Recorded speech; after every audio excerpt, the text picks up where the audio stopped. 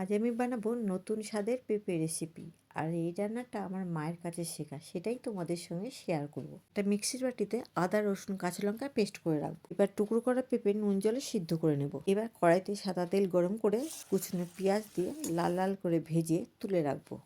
এই তেলে কেটে রাখা আলু দিয়ে হালকা ভেজে নিয়ে সেদ্ধ করা পেঁপেটা দিয়ে ভেজে তুলে নেব।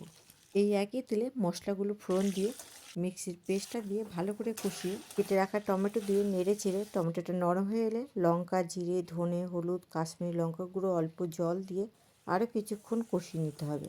এবার ভেজে রাখা আলু আর পেঁপে দিয়ে পরিমাণ মতো নুন, চিনি আর ভাজা পেঁয়াজ দিয়ে নেড়ে চেড়ে জল দিয়ে দেবো। ঝোলটা টেনে মাখা মাখা হয়ে এসছে। এবার ঘি, গরম মশলা দিয়ে নামিয়ে দেবো। এটা এতটাই সুস্বাদু রান্না যে ভাত, রুটি, পরোটা সব কিছুর সঙ্গে ভালো লাগে। রেসিপিটা যদি তোমাদের ভালো লেগে থাকে তাহলে লাইক, কমেন্ট, শেয়ার, সাবস্ক্রাইব করে দিও।